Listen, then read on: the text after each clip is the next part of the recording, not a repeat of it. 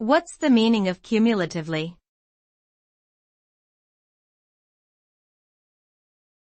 Cumulatively.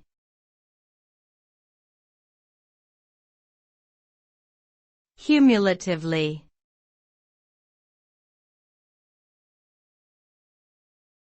Cumulatively.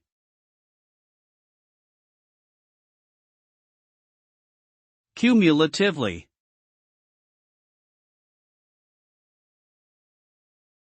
The word cumulatively refers to the accumulation or gradual building up of something over time.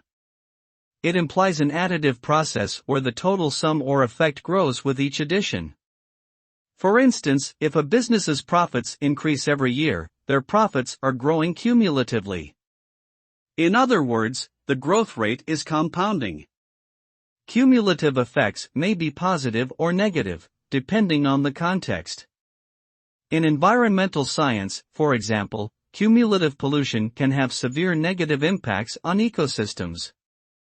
Overall, the term cumulatively implies a process of gradual accumulation that affects the final outcome.